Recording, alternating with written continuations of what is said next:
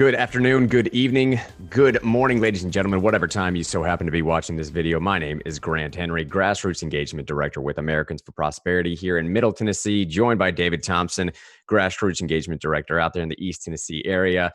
David, buddy, how you doing this afternoon? I'm doing fantastic, Mr. Henry, or Grant. So good to talk to you, and thanks to all the people who are watching.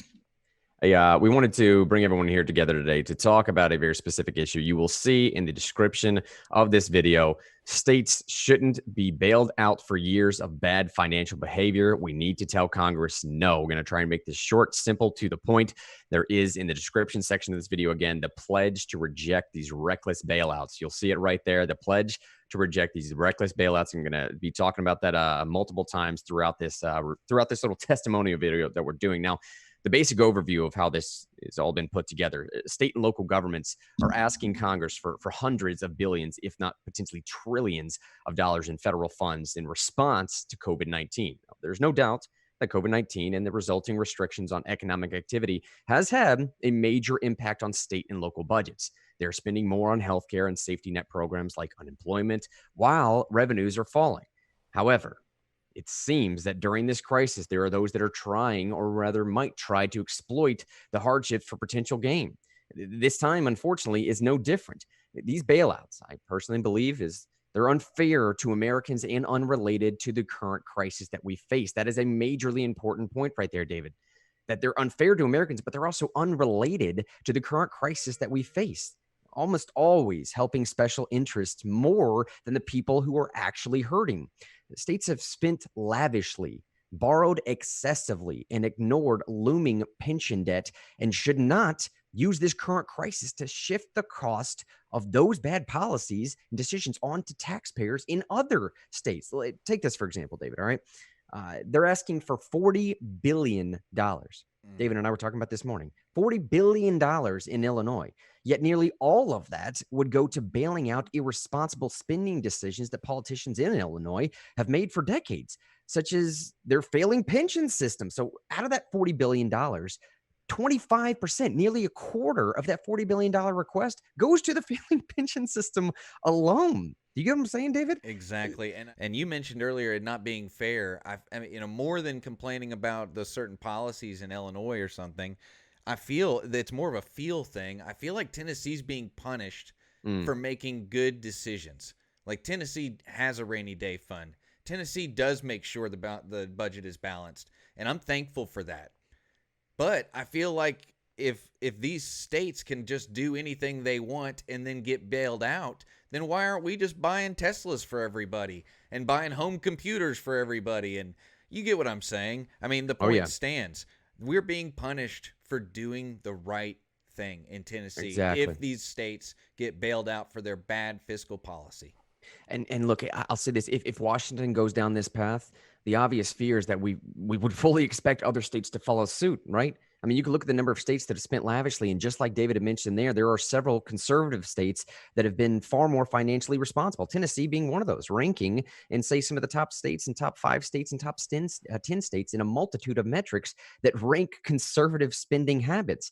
Now, look, we all want to help our teachers and firefighters and other state workers we all rely upon. So states should do that by making them priorities for the funds, making those individuals priorities for the funds that they have and have already received. They should not be exploiting those individuals as bargaining chips, as we're seeing in the media right now, to seek massive federal bailouts. And here's the other thing, David: big bills like this, they're ripe for corruption and special interest cronyism. I guarantee you bills like this are ripe for special interest, corporate cronyism, and corruption like this. There's better ways to help these people in need. Having a federal bailout, think about it this way: having a federal bailout is not an avoidance of losses. It's just a socialization of those losses.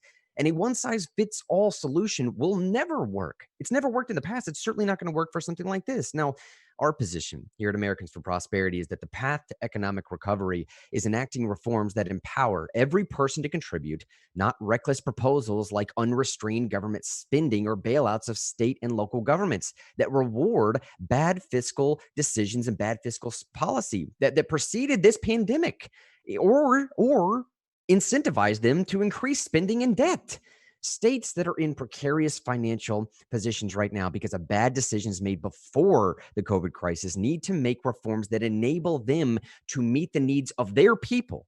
Now, state bailouts will undermine the ability of our economy to respond to this crisis and potentially leave us less prepared to respond to the next one and fuel more of the same irresponsible spending problems that existed prior to this crisis. So let me say one more time here, buddy.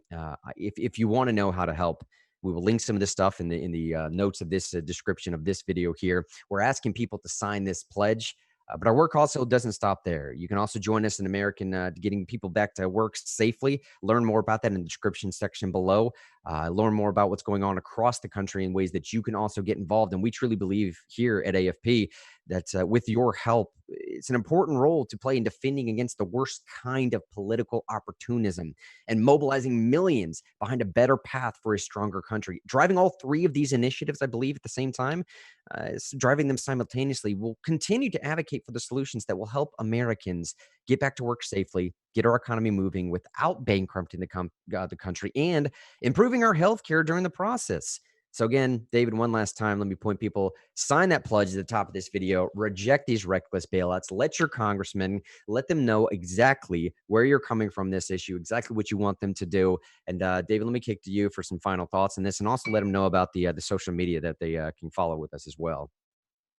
Yes, absolutely. Make sure you check out so you can see more content like this. Stay informed about what's going on in your state and federal government. Check us out at Americans for Prosperity Tennessee on Facebook, AFPTN on Instagram and Twitter, and receive daily, weekly updates about ways for you to magnify your voice here in the state of Tennessee and as a member citizen of these United States.